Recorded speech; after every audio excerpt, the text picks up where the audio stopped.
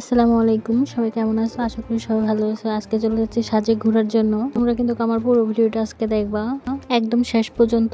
বাগেরহাট এখানে প্রত্যেকটা গাড়ি এসে থামে, কারণ এখান থেকে এসকর্ট দিয়ে নিয়ে যায় সাজেক।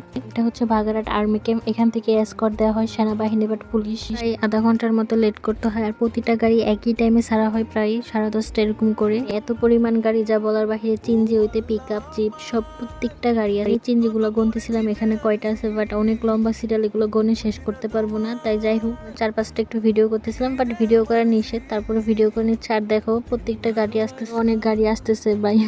এগুলোর পিছন দিয়ে লোকগুলো কিভাবে ঝুলে ঝুলে আসতেছে, বাট হাসিও পাচ্ছে, বাট মজাও লাগতেছে। যাই হোক সবারই ঘোরার ইচ্ছা, কষ্ট হোক না কেন ঘুরতে তো হবে, তাই না? হচ্ছে শুক্রবার, সবকিছু বন্ধ থাকে, তাই মানুষ ঘুরতেও যায় বেশি। আর শুক্রবার হলে সবকিছুই অফ। সারি সারি ভাবে গাড়িগুলো অপেক্ষা করতেছে সাজেক যাওয়ার জন্য। সাথে সাথে আমি ওয়েট করতেছি কখন যাব সাজেক, এটা দেখার জন্য। আর এদিকে দেখতেছি মেবি সব গাড়ি ছেড়ে দিচ্ছে, টাইম হয়ে গেছে এজন্য ছেড়ে দিচ্ছে। আর আমরা এক এক করে সবাই গাড়িতে উঠে যাচ্ছি। কিন্তু আমি ফার্স্ট টাইম সাজেক যাচ্ছি। আর আমার বাসা থেকে 42 কিলোমিটার সাজেক দূরে। এত কাছে থেকেও আমি যাইতে পারিনি কখনো, বাট আমার দূর থেকেও মানুষ এসে এসে এখানে ঘুরে যায়। একটা দেশ ঘোরার জন্য হয়তো ভাগ্যে থাকতে হয়।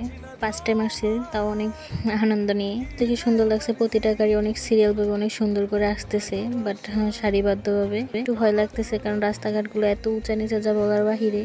মনে করি গরমের মৌসুমে না যাওয়াই ভালো সাজেকে, কারণ কিছুই দেখা যায় না, কোনো কিছু উপভোগ করা যায় না তেমন। নাকি ঘুরে বসছি রাস্তাঘাটগুলো একটু ভিডিও করার জন্য, বাট এক থেকে ওদিক থেকে ওদিকে ঘুরে বসতেছে, ওদিক থেকে ওদিকে ঘুরে ঘুরে। গাড়ির লোকগুলো হয়তো কাপল ছিল, বাট আমি সামনে থেকে একটু একটু ভিডিও করছি, বাট তোমরা হয়তো দেখতে পাবো না ভিডিওটা। আর ভাইয়া দুইটা দেখতেছে হাইটা হাইটা আসতেছে, হয়তো বা কোনো প্রবলেম হয়েছে এই জন্য। যাওয়ার রাস্তাঘাটগুলো এত পরিমাণ সুন্দর যা বলার বাহিরে। চারপাশ থেকে অনেক সুন্দর লাগতেছে। থেকেও গাড়ি আসতেছে, কারণ ওদিক থেকে ওনাকে এসকর্ট ছেড়ে দিছে, এই জন্য টাইম অনুযায়ী। আদিবাসীদের বিয়ে চলতেছে ওদিক থেকে, এদিকে দেখা যাচ্ছে একদম। যারা সাজেক আসছে তারা তো দেখছো এই রাস্তাঘাট গুলো কেমন, আর যারা আসে না তারা দেখবা কখন আসলে। এত উঁচু উঁচু পাহাড়। এখানে 20 মিনিটের জন্য বিরতি দিচ্ছে প্রত্যেকটা গাড়ির ইঞ্জিনে নাকি পানি ডালতে হয়, আর গাড়ির ইঞ্জিনটা নাকি ঠান্ডা করতে হয়, তাই এখানে 20 মিনিটের জন্য বিরতি দিতে হয়। আর এই গাড়িগুলো চলে যাচ্ছে, বাট অনেকক্ষণ ছিল ওগুলো। এইটার পর অনেক বড় একটা উঁচু পাহাড় আছে, ওটা ভিডিও করতে পারি না। ওটা দেখলে একদম কলিজায় পানি থাকে না একদম। দেখতে দেখতে সাজেকের ভিতরে একদম চলে আসলাম। আমরা প্রথমে চলে যাব কমলিকটিলা পাহাড়ের উদ্দেশ্যে, ওদিকে রওনা দিব আগে। আর এই যে এখানে লেখাই আছে, এখানে কেউ কেউ এমনিতে উঠতেছে, কেউ কেউ লাঠি দিয়ে উঠতেছে। আর দেখো কত উঁচু পাহাড়। এই উঁচু পাহাড়ের এখানে উঠতে হবে সবাই। ওখানে নাকি অনেক সুন্দর দৃশ্য দেখা যায়, বাট গেলেই বুঝতে পারবো। নিচে কিছু দোকানপাট আছে পাহাড়িদের। এই যে এখানে চা বিক্রি করা হয় বাঁশের মধ্যে দিয়ে, আরো নানান তানান অনেক কিছু বিক্রি করা হয় এখানে। চিন্তা করি আল্লাহ, ওরা এখানে কিভাবে থাকে এত কষ্ট করে। পানি নেমে এখানে নাকি এত ভকভক না করে উপরের দিকে উঠা যাক এবার।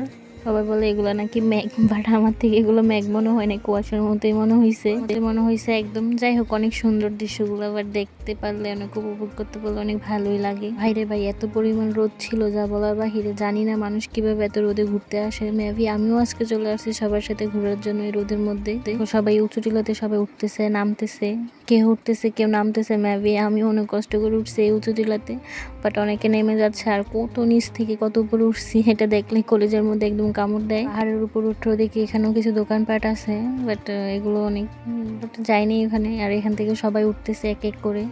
আর এখন অন্যদিকে যাচ্ছি পাহাড়ের ওদিকে, এখানে কি আছে দেখার জন্য। আর এখানে এসে আমরা সবাই একটু জিরাচ্ছিলাম। উঁচু পাহাড়ে উঠছি, বাট একদম ক্লান্ত হয়ে গেছি। একটা কথা, তোমরা কেউ পাহাড় পাওয়ার সময় এরকম উঁচু উঁচু জুতা পরে আসবে না, বাট আমি আজকে চলে আসছি উঁচু উঁচু জুতা পরে পাহাড় পাওয়ার জন্য। বাট কিভাবে যে পাইছি আমি নিজেও জানি না। পাহাড়টার উপরে একটা পাহাড়ি আপু দেখি দোকান দিয়ে বসছে, বাট একটা মাচার উপরে দিয়ে রাখছে দোকানটা। বাট ওনার দোকানে আমি কিছুক্ষণ বসে যে হাত দিয়ে দেখাচ্ছিলাম ওনাদেরকে।